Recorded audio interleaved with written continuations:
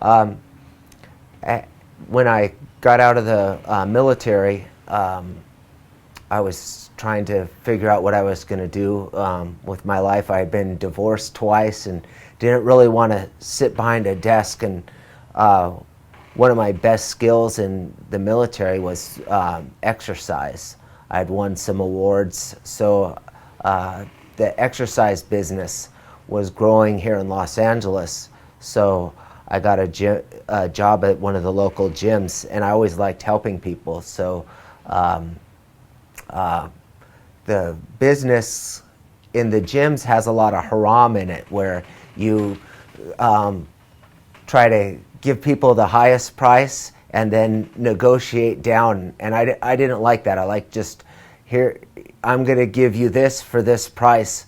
So I ended up going out and doing my own business. So I go to people's house, and most of the people I work with are probably 40 to 60 years old, professionals, and they don't know anything about exercise. So I have to teach them how to eat better and how to exercise correctly. The martial arts, did you teaching them? Some people I do teach martial arts. I've studied martial arts for about 10 years, and a lot of different exercise styles. Excuse me, I didn't understand. You said that 10 years you study Martial arts, yes. What did you study? You didn't? I've studied Korean Hapkido. I have a black belt in Hapkido, and I've studied Brazilian Jiu-Jitsu. That's more of like a wrestling, grappling martial art. And I've also studied Filipino martial arts, sticks and knives. So you are very experienced for the martial arts. You said that 10 years you study. Where in LA? LA is probably one of the best places to learn martial arts in the world. There's a few of the guys, masters, studied with Bruce Lee, and then some of the best Brazilian martial artists are here in Los Angeles, the Gracie brothers. And I think because of the movies too, Hollywood, a lot of martial arts schools are almost on every street corner. No, but I asked that where did you learn?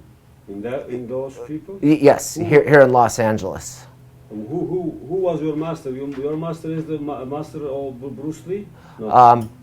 One of my masters trained with Bruce Lee. His name's Danny Inosanto. He's kind of a famous guy. He does a seminar once a year, and people come from all around the world to train with him for 4 days. Then there's another master that I studied with. He's a Korean master named Master Kwan. His partner was in some movies. And then the Machado brothers, I've studied with them, and they trained Chuck Norris, who's kind of a famous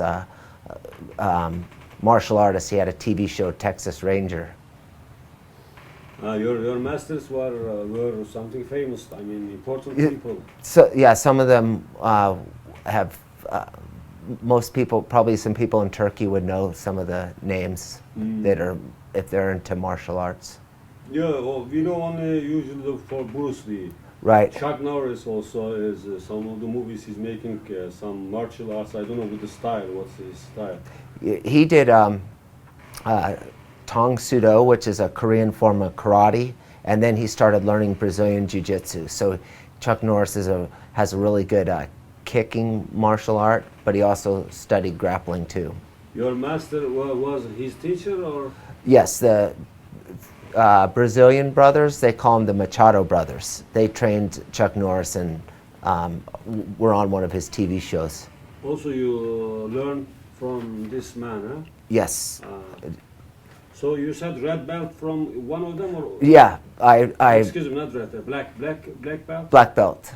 3 of them you have black belt, or no? I have one black belt and a purple belt in Brazilian Jiu-Jitsu. So black belts in Korean Hapkido. And nowadays, it's very kind of, it sounds like, oh, wow, that's a lot, but there's mixed martial arts is very common, so people like to cross-train and learn weapons. They like to learn kicking and punching, and also like grappling and judo style. And when you make your worship, what do you feel? What's the meaning of those things for you, spiritually? I think most important is a discipline, like trying to change my life and get onto a regular routine, so I can know what the path God wants me on. And when I do my salat, I feel like I'm doing the right thing.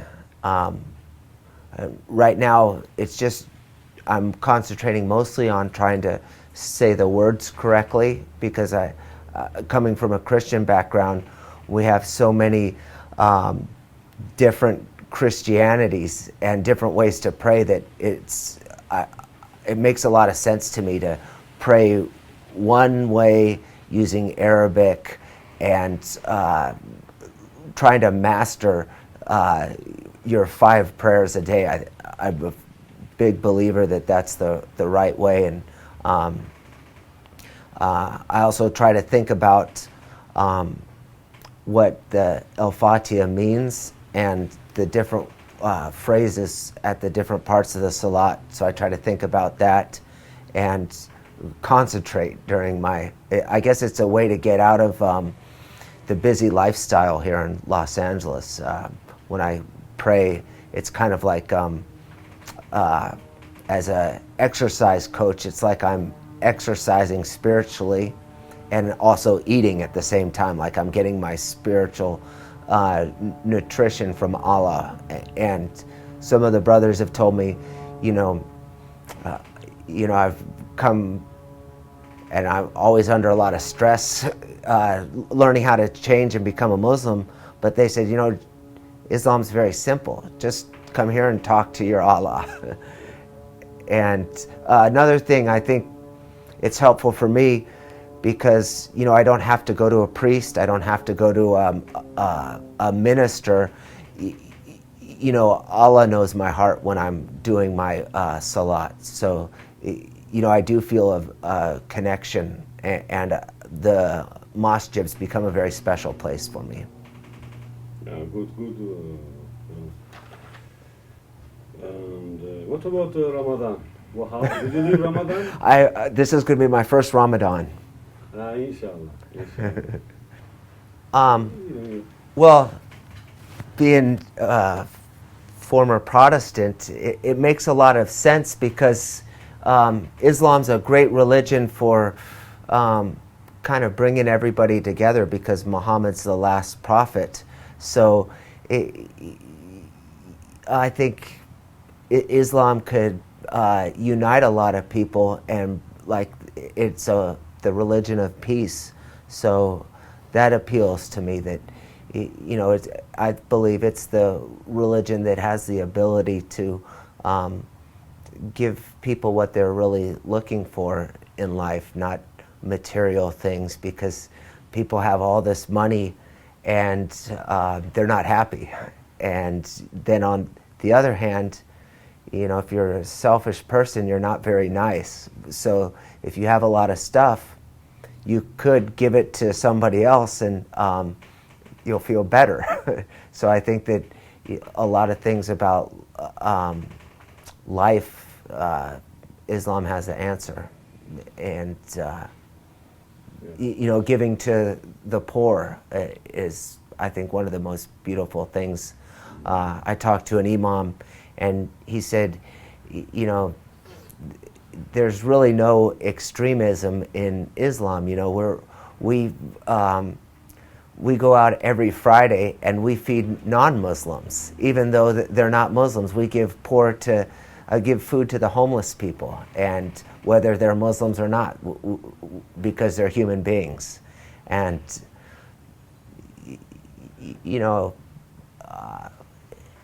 in my growing up, we always just kind of focused on taking care of our little group and not just somebody because they're a human being.